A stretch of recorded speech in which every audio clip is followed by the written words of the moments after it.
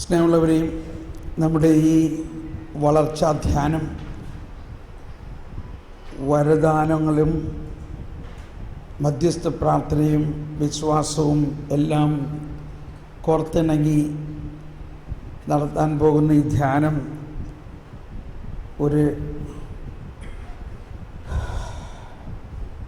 വലിയ പ്രത്യേക ധ്യാനമായിരിക്കുമെന്നാണ് എനിക്ക് തോന്നുന്നത്. ഞാനും ആഗ്രഹിച്ചത് കുറച്ച് പേര് മതിയെന്നായിരുന്നു ആഗ്രഹിച്ചത്. കാരണം കുറച്ച് പേരാകുമ്പോൾ കൂടുതൽ ആഴമായ ബോധ്യങ്ങളിലേക്കും പുതിയ പുതിയ ആശയങ്ങളിലേക്കും പരിശുദ്ധാത്മാവ് നമ്മളെ നയിക്കുന്നതാണ് നമ്മൾ കാണാറ്. അതുകൊണ്ട് തന്നെ അതിന് നിങ്ങൾ തയ്യാറായിക്കൊള്ളണം. നിങ്ങൾ കേൾക്കുമ്പോൾ എടാ ഇത് ആദ്യമായിട്ട് കേൾക്കണമല്ലോ, ഇത് ശരിയാണോ എന്നൊക്കെ ചിലപ്പോൾ തോന്നും. അപ്പോൾ എങ്ങനെ മനസ്സിലാവും ശരിയാണോ തെറ്റാണോ? അപ്പോൾ നമ്മൾ കേട്ട കാര്യങ്ങൾ മാത്രം കേട്ടാൽ മതിയോ? പുതിയ എന്തെങ്കിലും കാര്യം കേൾക്കണോ? പുതിയത് കേൾക്കണം എന്ന് ആഗ്രഹമുള്ളവരൊന്ന് കൈപൊക്കിയേ. എന്താ? രണ്ടും വേണം. അയ്യോ, ഓക്കെ. നിങ്ങളുടെ ആഗ്രഹം പോലെ പരിശുദ്ധാത്മാവ് നയിക്കണം. എന്തായാലും മിക്കവാറും എല്ലാവരും കൈപൊക്കിയിരിക്കുന്നത് പുതിയത് കേൾക്കണം. അതിൻ്റെ ഇടയിൽ തീർച്ചയായിട്ടും പഴയതും വരുമായിരിക്കും. അപ്പോൾ അതുകൊണ്ട് നിങ്ങൾ പൗലോസ്ലീഹ പറഞ്ഞൊരു വചനമാണ് ഇപ്പോൾ ഓർമ്മ വരുന്നത്. കൊറിന്ത്യക്കാർക്ക് 1 കൊറിന്ത്യസ് 13:10 പൂർണ്ണമായവ ഉദിക്കുമ്പോൾ അപൂർണമായവ താനെ അസ്തമിക്കും. അപ്പോൾ ആ അപൂർണമായവയെ നമ്മൾ വിടാൻ തയ്യാറാകുക എന്നുള്ളതാണ്. എങ്കിൽ മാത്രമേ നമ്മൾ വളരുകയുള്ളൂ. പൂർണ്ണമായവ ഉദിക്കുമ്പോൾ അപൂർണമായവ അസ്തമിക്കും. അതിന് വേണ്ട പ്രധാന ഒരു കാര്യം ദാഹമാണ്. ദാഹം. ഈശോ തന്നെ പറഞ്ഞു, ദാഹിക്കുന്നവർ എൻ്റെ അടുക്കൽ വരട്ടെ, അവർ എന്നിൽ നിന്ന് കുടിക്കട്ടെ. ഇപ്പോൾ ഞാനും ഇവിടെ നിന്ന് ദാഹിച്ചുകൊണ്ടിരിക്കുക. കുറച്ച് വെള്ളം കുടിച്ചിട്ട് ഒന്നും മതിയായില്ല അല്ലേ? നമ്മളും ഈ വേനൽക്കാലത്ത് അവിടെ വെള്ളം വെച്ചിരിക്കുന്നു. ഒരാൾ ചെന്ന് 1 ഗ്ലാസ് കുടിച്ചു, ഒരാൾ ചെന്ന് 2-3 ഗ്ലാസ് എടുത്ത് കുടിച്ചു. എന്തുകൊണ്ടാണ്? ദാഹം. വേറൊരാൾ വന്നിട്ട് പകുതി കുടിച്ചു. അപ്പോൾ നമ്മൾ പറഞ്ഞു കുടിക്കണോ വെള്ളം? വേണ്ട. എന്തേ? ദാഹമില്ല. Thank you.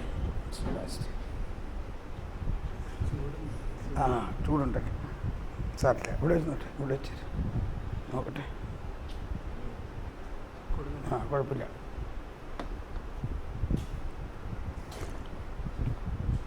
Very good. അപ്പോൾ എനിക്കും ദാഹമാണ്. ഇപ്പം നമ്മൾ വളർച്ചയിൽ വന്നിരിക്കുന്നവർ, വളരെയധികം ധ്യാനങ്ങൾ കൂടിയിട്ടുള്ളവർ, ഇനി എന്താ? പലപ്പോഴും ഞാൻ ഇങ്ങനെ വിചാരിക്കാറുണ്ടോ, എല്ലാം വെളിപ്പെടുത്തലുകളൊക്കെ കിട്ടിക്കഴിഞ്ഞെന്ന് തോന്നണം, ഇനി കാര്യമായിട്ടൊന്നും ഉണ്ടാവില്ല എന്ന് വിചാരിക്കും. എന്ന് വിചാരിക്കുകയല്ല, പിറ്റേ ദിവസം ഒരു പുതിയ കാര്യം. അപ്പോഴാണ് മനസ്സിലാവുന്നത്, എൻ്റെ ദൈവമേ, ഇത് ഇത്രയും നാളെനിക്ക് മനസ്സിലായില്ലല്ലോ, ഇപ്പോഴാണല്ലോ അത് മനസ്സിലാവണേ. അപ്പോൾ അങ്ങനെ നമ്മൾ എന്നും പുതിയ പുതിയ കാര്യങ്ങളാണ് കർത്താവ് നമ്മൾക്ക് കാണിച്ചു തരുന്നത്. അതിനാണ് പൗലോസ്ലീഹ പറയുന്നത്, വെളിപാടിൻ്റെ ആത്മാവിനെ നിങ്ങൾക്ക് നൽകിയിരിക്കുന്നു. എഫെസോസുകാർക്ക് ഇത് ലേഖനത്തിൽ 1-ാം അധ്യായം 17-ാമത്തെ വചനത്തിൽ പറയുന്ന ഇതാണ്. എഫെസോസുകാർക്ക് ഇത് ലേഖനം 1-ാം അധ്യായം 17-ാമത്തെ വചനം എല്ലാവരും ഒന്ന് തുറന്ന് വായിച്ചു നന്നായിരിക്കും. എഫെസോസുകാർക്ക് ഇത് ലേഖനം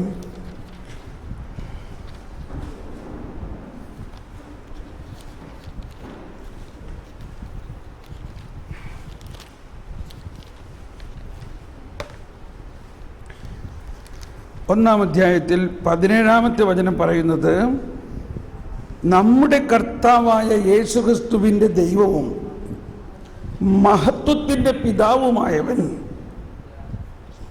എന്താണ് അവിടെ പറയുന്നത്? ജ്ഞാനത്തിൻ്റെയും വെളിപാടിൻ്റെയും ആത്മാവിനെ നിങ്ങൾക്ക് പ്രദാനം ചെയ്തുകൊണ്ട് തന്നെക്കുറിച്ചുള്ള പൂർണ്ണമായ അറിവിലേക്ക് നിങ്ങളെ നയിക്കട്ടെ. തന്നെക്കുറിച്ചുള്ള പൂർണ്ണമായ അറിവിലേക്ക്.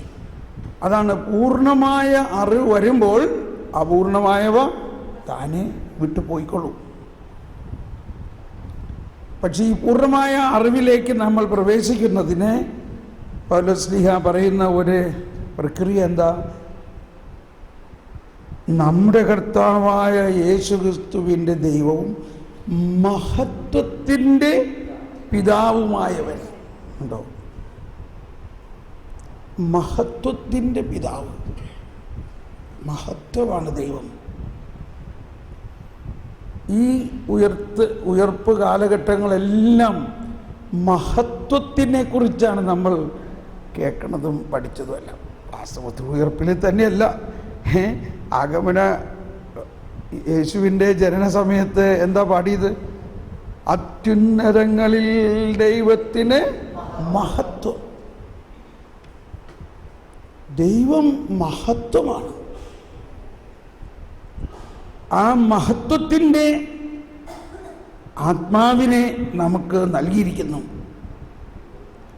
ആ മഹത്വത്തിൻ്റെ പിതാവായവൻ ജ്ഞാനത്തിൻ്റെയും വെളിപാടിൻ്റെയും ആത്മാവിനെ നമുക്ക് പ്രദാനം ചെയ്ത് കൊണ്ട് തന്നെക്കുറിച്ചുള്ള പൂർണ്ണമായ അറിവിലേക്ക് നിങ്ങളെ നയിക്കട്ടെ.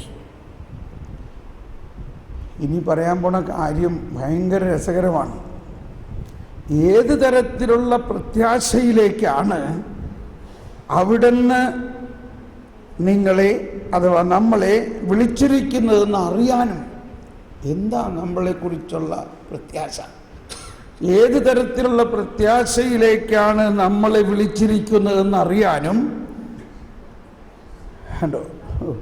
വിശുദ്ധർക്ക് അവകാശമായി അവിടുന്ന് വാഗ്ദാനം ചെയ്തിരിക്കുന്ന വീണ്ടും മഹത്വത്തിൻ്റെ സമൃദ്ധി മനസ്സിലാക്കാനും നിങ്ങളുടെ ആന്തരിക നേത്രങ്ങളെ അവിടുന്ന് പ്രകാശിപ്പിക്കട്ടെ.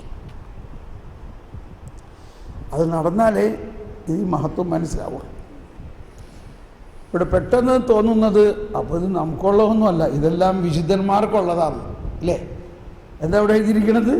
വിശുദ്ധർക്ക് അവകാശമായി അവിടുന്ന് വാഗ്ദാനം ചെയ്തിരിക്കുന്ന. ഇവിടെ ആരാണ് ഈ വിശുദ്ധരെന്ന് ഇവിടെ പറയുന്നത്? ആരാണ് ഇവിടെ ഈ വിശുദ്ധരെന്ന് പറയുന്നത്? ഇപ്പോൾ നമ്മൾ സീറോ മലബാർ കുർബാനയിലെ ഒരു പ്രാർത്ഥനയുണ്ട്, വിശുദ്ധ കുർബാന വിശുദ്ധർക്കുള്ളതാകുന്നു. അപ്പോൾ ഒരിക്കലും ഉണ്ടായ ഒരു സംഭവമാണ്. ഞാൻ അന്ന് ഓറകലത്തെ നിരയിലിരിക്കുകയായിരുന്നു. ഇത് പറഞ്ഞ വഴി ഒരാൾ അവിടെ അങ്ങ് ഇരുന്നു ശമ്പളം പണിയിട്ട്. അവൻ കുർബാന സ്വീകരിച്ചില്ല. അപ്പം ഞാനിത് കഴിഞ്ഞപ്പോൾ ചോദിച്ചു, അതെന്താ സഹോദരൻ നീ കുർബാന സ്വീകരിച്ചു? വിശുദ്ധ കുർബാന വിശുദ്ധർക്കുള്ളതെന്ന് പറഞ്ഞു. ഇത് നമുക്കെന്ത് കാര്യം? നടന്ന സംഭവം. വിശുദ്ധ കുർബാന വിശുദ്ധർക്കുള്ളതാന്ന് പറഞ്ഞു. അപ്പോൾ പിന്നെ നമ്മളെന്ത് ചെയ്യാൻ പറ്റും? അതുകൊണ്ട് ഞാൻ അവിടെ ഇരുന്നു. എടാ മോനെ, നിനക്കറിയോ നീ ആരാണ്? നീ ജ്ഞാനസ്നാനം സ്വീകരിച്ചപ്പോൾ ആരായി? ദൈവമകനായി. സ്ഥൈര്യലേപനം സ്വീകരിച്ചു, വിശുദ്ധ കുർബാന സ്വീകരിക്കുക, ആദ്യ കുടുംബസാരങ്ങൾ നടത്തി. ഇത് ക്രിസ്ത്യാനികളായ യേശുവിൽ വിശ്വസിക്കുന്ന ഓരോരുത്തരും വിശുദ്ധരാണ്. അങ്ങനെയാണോ അതിൻ്റെ അർത്ഥം? അതിനടുത്ത പ്രാർത്ഥന എന്താ? പിതാവായ ദൈവം പരിശുദ്ധനാകുന്നു, പുത്രനായ ദൈവം പരിശുദ്ധനാകുന്നു, കുശാംബരാനായ ദൈവം. ഈ പിതാവും പുത്രനും പരിശുദ്ധാത്മാവും നമ്മുടെ ഉള്ളിൽ എഴുന്നള്ളിയിരിക്കുന്ന അവസ്ഥയിൽ നമ്മൾ ആരാണ്? വിശുദ്ധരാണ്. അതിപ്പോഴാണ് മനസ്സിലായത്. അപ്പോൾ നമ്മൾ ഇവിടെ പൗലോസ്ലീഹ എല്ലായിടത്തും വിശുദ്ധർ വിശുദ്ധർ എന്ന് പറയുന്നത് ക്രിസ്ത്യാനികളെയാണ്, യേശുവിൽ വിശ്വസിക്കുന്നവരെയാണ്. ഇതിന് ശേഷം അടുത്ത അധ്യായത്തിലാണ് തോന്നുന്നു, 2-ാം അധ്യായത്തിലല്ലേ പറയുന്നത് നമ്മൾ വിശുദ്ധരുടെ സഹപൗരരും 2:19 പറയുന്നുണ്ടല്ലോ. ഇനിമേൽ നിങ്ങൾ അന്യരോ പരദേശികളോ അല്ല, വിശുദ്ധരുടെ സഹപൗരരും ദൈവഭവനത്തിലെ അംഗങ്ങളുമാണ്, അപ്പസ്തോലന്മാരും പ്രവാചകന്മാരുമാകുന്ന അടിസ്ഥാനത്തിൽ പണിതുയർത്തപ്പെട്ടവരാണ്. നിങ്ങൾ ഈ അടിത്തറയുടെ മൂലക്കല്ല് ക്രിസ്തുവാണ്. അപ്പോൾ നമ്മൾ ആരെന്ന് കുറച്ചും കൂടി മനസ്സിലാക്കണം എന്നുള്ളതാണ്.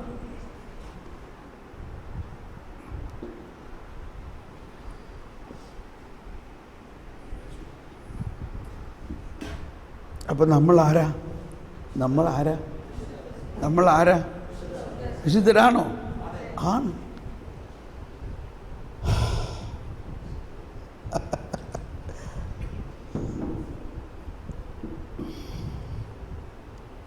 കേട്ടോട്ടോ, അടുത്തത് വിശുദ്ധരാണെങ്കിൽ നമുക്ക് ചില അവകാശങ്ങളൊക്കെ ഉണ്ട്. വിശുദ്ധർക്ക് അവകാശമായ അവിടുന്ന് വാഗ്ദാനം ചെയ്തിരിക്കുന്ന മഹത്വത്തിൻ്റെ സമൃദ്ധി മനസ്സിലാക്കാനും നിങ്ങളുടെ ആന്തരിക നേത്രങ്ങളെ അവിടുന്ന് പ്രകാശിപ്പിക്കും. എന്നിട്ട് പറയാം, ഇനി അതെന്താണ് ആ അവകാശം എന്നാണ്. അതുവഴി അവൻ്റെ പ്രാഭവപൂർണമായ പ്രവർത്തനത്തിനനുസൃതമായി വിശ്വാസികളായ നമ്മിലേക്ക് ഒഴുകുന്ന അവൻ്റെ അപരിമേയമായ ശക്തിയുടെ മഹനീയത എത്രമാത്രമെന്ന് ഞാൻ ഒന്ന് വ്യക്തമാക്കട്ടെ. എന്തോരം വിശേഷിപ്പിക്കലാണ് അവിടെ പറഞ്ഞേക്കുന്നത്. വിശ്വാസികളായ നമ്മിലേക്ക് ഒരു ശക്തി ഒഴുകുന്നു. ആ ശക്തി എത്ര അപരിമേയമായതാണ്, എത്ര മഹത്വം നിറഞ്ഞതാണ്. അതിൻ്റെ മഹനീയത ഒന്ന് വ്യക്തമാക്കട്ടെ. എന്താണ് ആ ശക്തി? ആ ശക്തിയുടെ മഹനീയത എന്താണ്? ക്രിസ്തുവിനെ, എല്ലാവരും ശബ്ദം ഉയർത്തിയേറ്റ് പറഞ്ഞുകൊണ്ട്, ക്രിസ്തുവിനെ മരിച്ചവരിൽ നിന്ന് ഉയർപ്പിക്കുകയും സ്വർഗത്തിൽ അവിടുത്തെ വലതുവശത്ത് ഇരുത്തുകയും ചെയ്തപ്പോൾ അവനിൽ പ്രവർത്തിച്ചത് ഈ ശക്തിയാണ്. Praise the Lord. വിശ്വാസികളായ നമ്മിലേക്ക് ഒഴുക്കിയിരിക്കുന്ന ശക്തി എന്താണ്? ക്രിസ്തുവിനെ ഉയർപ്പിക്കുകയും ആ ഉയർത്തെഴുന്നേറ്റ ക്രിസ്തുവിനെ സ്വർഗത്തിലേക്ക് ഉയർത്തുകയും ചെയ്ത് പിതാവിൻ്റെ വലതുവശത്തിരുത്തുകയും ചെയ്തപ്പോൾ പ്രവർത്തിച്ച ആ ശക്തിയാണ് വിശ്വാസികളായ നമ്മൾ ഓരോരുത്തരിലേക്കും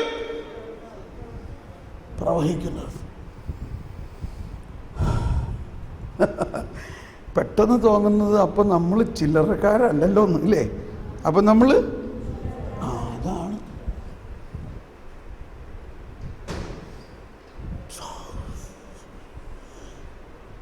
നമ്മൾ ഇന്നലെ എന്ത് തിരുനാൾ ആഘോഷിച്ചത്? സ്വർഗാരോഹണ തിരുനാൾ ആഘോഷിച്ചത്. ഓക്കെ, ഇതങ്ങ് കംപ്ലീറ്റ് ആക്കട്ടെ.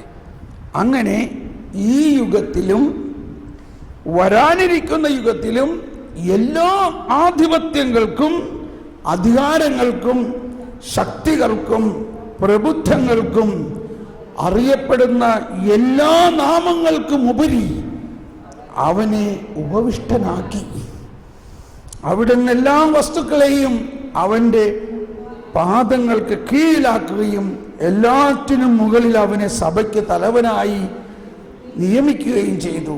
സഭ അവൻ്റെ ശരീരമാണ്, എല്ലാ വസ്തുക്കളിലും സകലവും പൂർത്തിയാക്കുന്ന അവൻ്റെ പൂർണ്ണതയുമാണ്. അപ്പോൾ നമ്മുടെ ഈ വരദാന വളർച്ച മധ്യസ്ഥ പ്രാർത്ഥന ധ്യാനത്തിനെല്ലാം പ്രധാനമായിട്ട് ആവശ്യമായിട്ടൊരു കാര്യം, നമ്മുടെ വിശ്വാസത്തിൻ്റെ ഈ തീർത്ഥാടനത്തിൽ നമ്മുടെ വിശ്വാസത്തിൻ്റെ വളർച്ചയിൽ നമ്മളിപ്പോൾ വിശ്വാസത്തിൽ എവിടെയാണ്?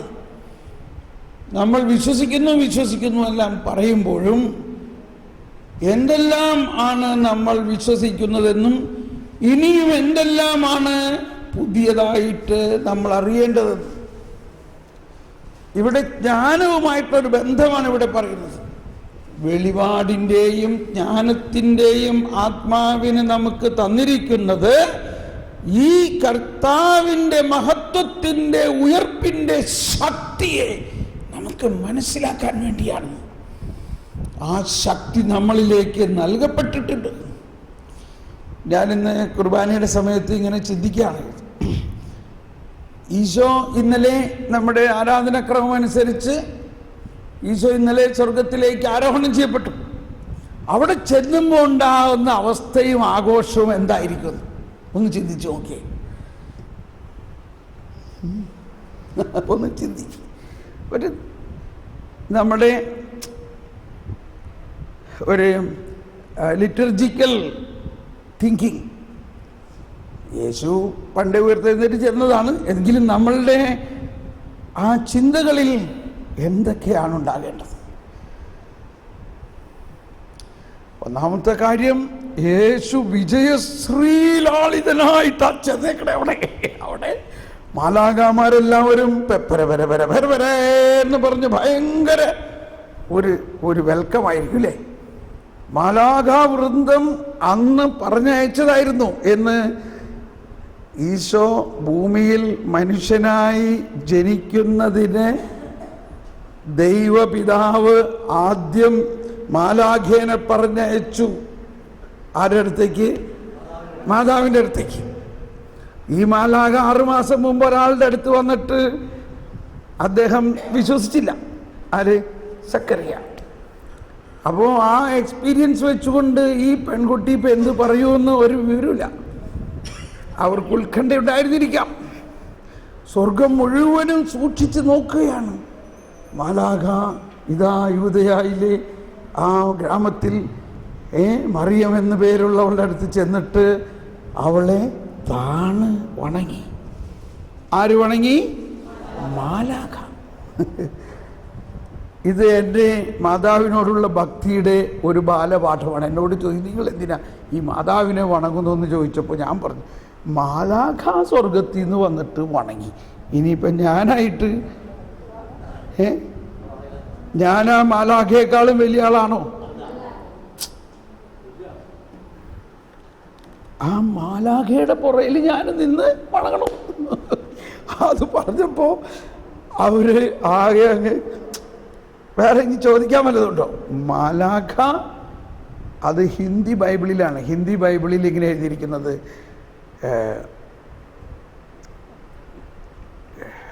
പ്രണാം മരിയ. എങ്ങനെ? പ്രണാം മരിയ, കൃപാപൂർണ്ണ, പ്രണാം മരിയ എന്ന്. അപ്പം ആ പ്രണാം മരിയ എന്ന് പറയുമ്പോൾ തന്നെ ഒരു വണങ്ങുന്ന മാതാവിങ്ങനെ, മാതാവിൻ്റെ അടുത്ത് ഗബ്രിയേൽ മാല. ഓക്കെ, അവിടെ വെച്ച് സ്വർഗം മുഴുവനും ഇങ്ങനെ നോക്കിക്കൊണ്ടിരിക്കുകയാണ്. എന്താണ് ഈ കൊച്ചു പെണ്ണ് പറയാൻ പോണത്? അവസാനം അവിടെ നിന്ന് യെസ് എന്ന് പറഞ്ഞപ്പോൾ, ഇതാ കർത്താവിൻ്റെ ദാസി എന്ന് പറഞ്ഞപ്പോൾ ഈശോയ്ക്ക് ഒരു സെൻഡ് ഓഫ് കൊടുത്ത് ഇങ്ങോട്ടേക്ക് വിട്ടു. പുത്രൻ തമ്പുരാനായിട്ട് അവിടെ ഇരുന്ന പുത്രൻ തമ്പുരാൻ ഇപ്പോൾ മനുഷ്യനായി അവതരിക്കാൻ ഉള്ള സെൻഡ് ഓഫ് ആയിരുന്നു. വലിയ സെൻഡ് ഓഫ് ആയിരുന്നു സ്വർഗത്തിൽ നിന്ന്. അത് കഴിഞ്ഞിട്ട് ഇപ്പോൾ ആള് അന്ന് ശരീരം ധരിച്ചു. ശരീരം ധരിക്കുന്നതിൻ്റെ ആരംഭമായി. അങ്ങനെ ശരീരം ധരിച്ച് പ്രസവിക്കപ്പെട്ടപ്പോഴാണ് വീണ്ടും വലിയ ഒരു വാദ്യമേളത്തോടു കൂടി മാലാഖാവൃന്ദം മുഴുവനും പാടി അത്യുന്നതങ്ങളിൽ ദൈവത്തിന് മഹത്വം. അത് കഴിഞ്ഞിട്ട് ശ്രദ്ധിക്കണേ, ആ ശരീരത്തെ ഈ ഭൂമിയിലെ സകല മനുഷ്യരുടെയും പാപം നിറച്ച് വ്രണം പോലെ കണ്ടവരെല്ലാം അമ്പരന്ന് പോയി അവനെ കണ്ടിട്ട് കണ്ടവരെല്ലാം അമ്പരന്ന പോലെ മൃതമായി മരിച്ചു. അടക്കി. അടക്കി കഴിഞ്ഞപ്പോൾ എന്ത് ചെയ്തു? അടക്കിയ യേശു എന്ത് ചെയ്തു? വല്ലതും ചെയ്തോ? ആ മരിച്ച് അടക്കി കഴിഞ്ഞോടുകൂടി ലോകത്തിലുള്ള ആൾക്കാർ വിചാരിച്ച് കഴിഞ്ഞവൻ്റെ പരിപാടി വിചാരിച്ചില്ലേ? ആ കുഴിയിൽ കിടന്നിട്ട് വല്ലതും ചെയ്തോ?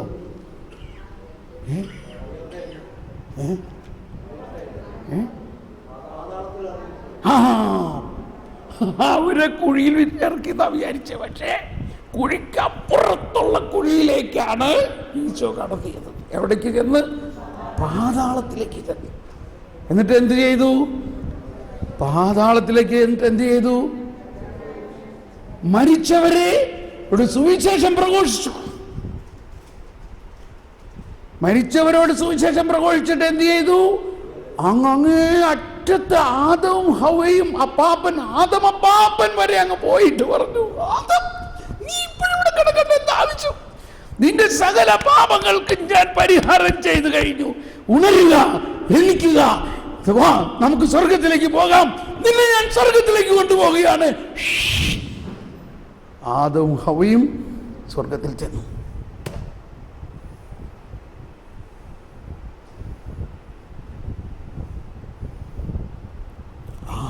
ഉത്ഭവഭാവം ചെയ്ത ആദവും ഹവയും ഇപ്പൊ എവിടെയാ? സ്വർഗത്തിൽ.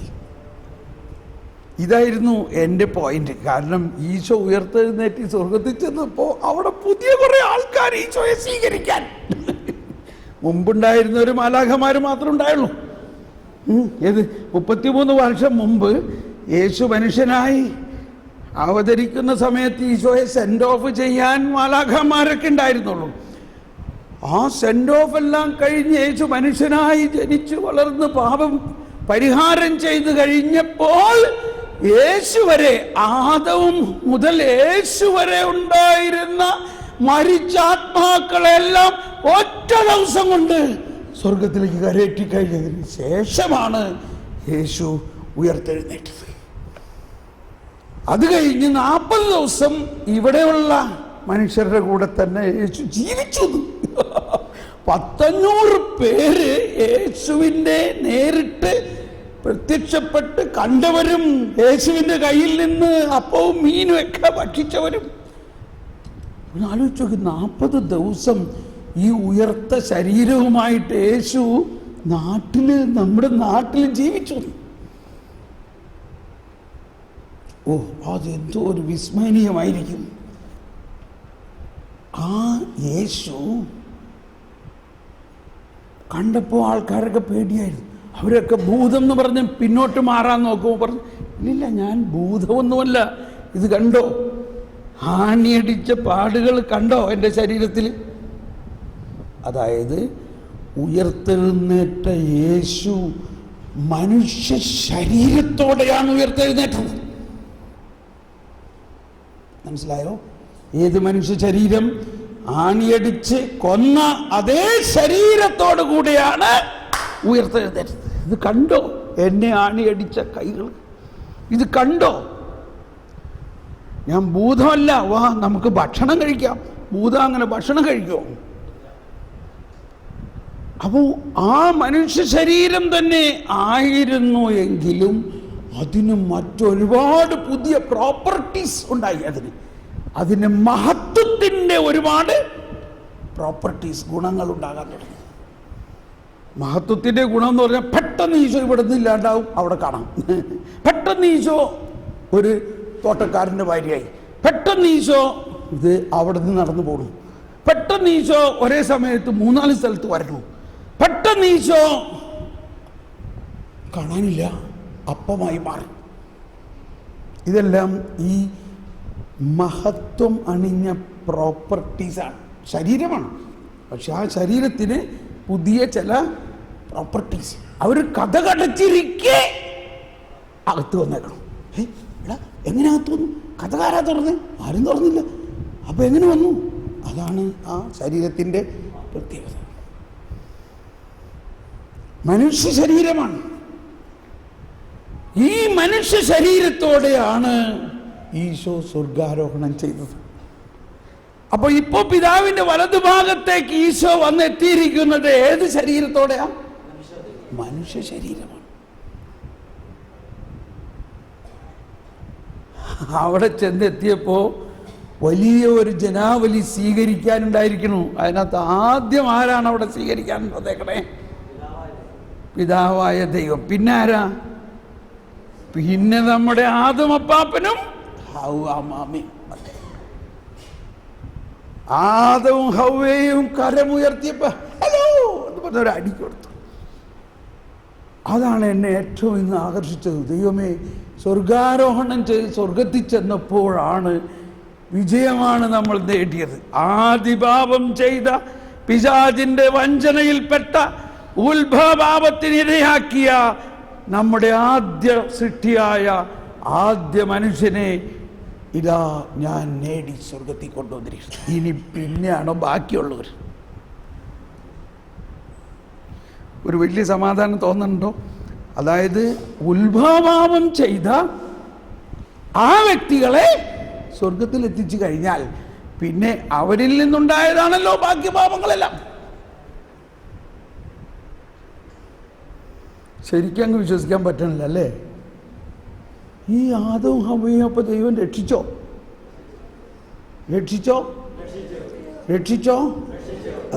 അപ്പൊ അതിന് വേണമെങ്കിൽ ഒരു സഭാപ്രബോധനം നമുക്കൊന്ന് വായിക്കാം.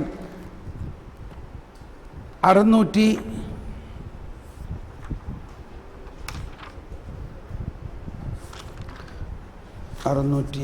തോന്നുന്നു. അല്ല, അതിന് മുമ്പാണ്.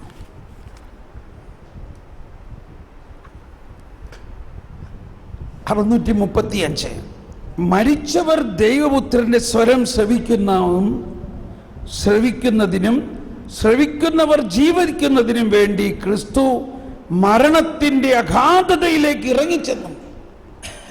ജീവന്റെ കർത്താവായ യേശു മരണം വരിച്ചുകൊണ്ട് മരണത്തിന്റെ മേൽ അധികാരമുള്ളവനെ, അതായത് പിശാചിനെ നശിപ്പിക്കുകയും ഭരണഭീതിയിൽ ജീവിതകാലം മുഴുവനും ബന്ധനത്തിലായിരുന്നവരെ വിമോചിപ്പിക്കുകയും ചെയ്തു.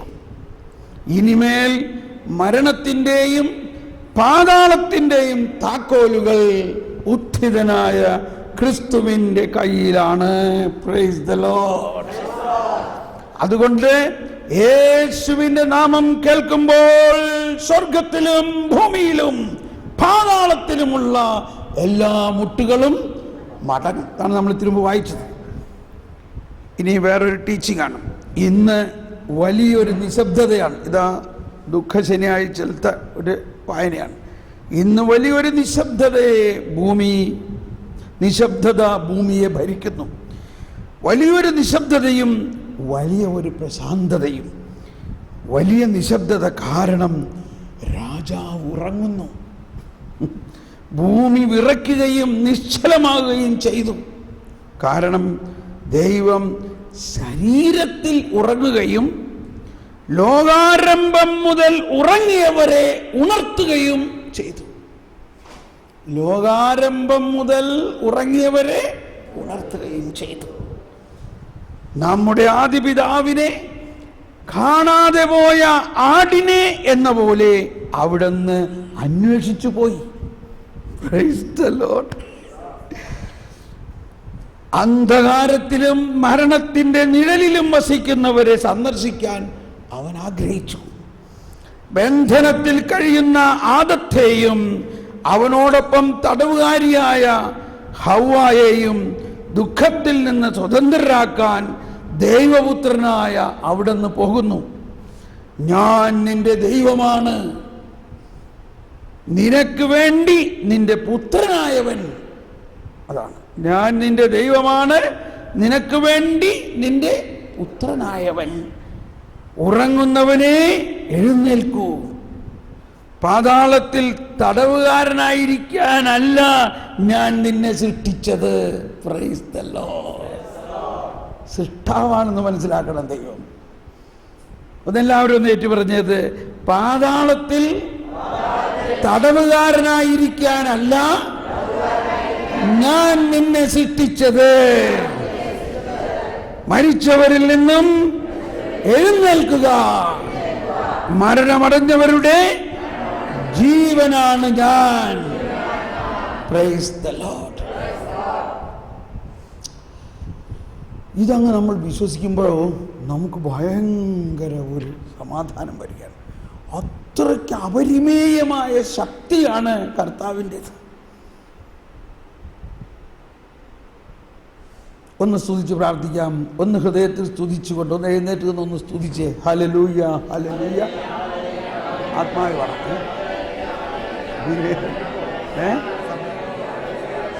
ഭക്ഷണം എപ്പോഴും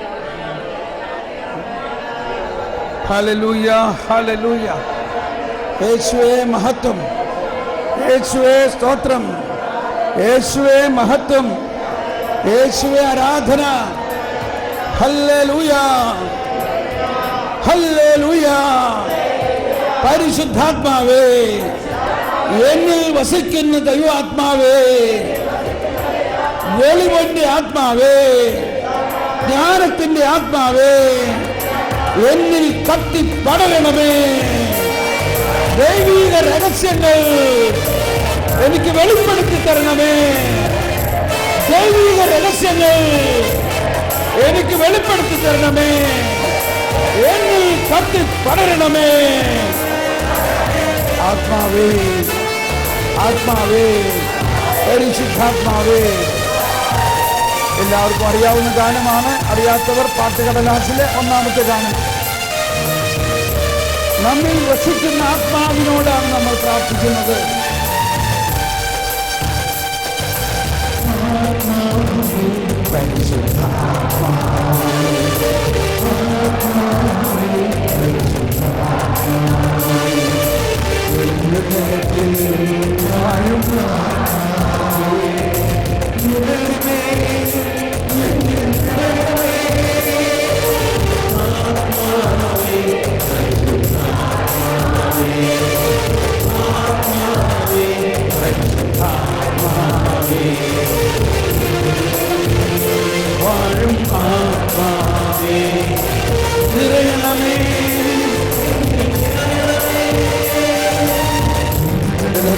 അരുവിയായി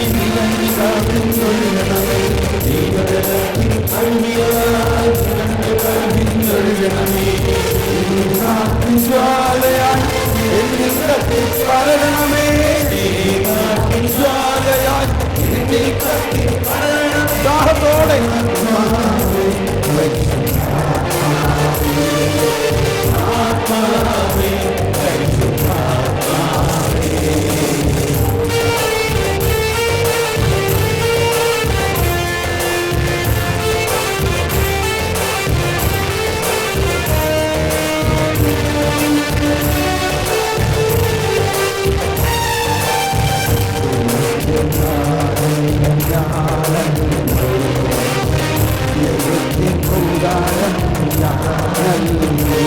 കൈയടിച്ച് പടം.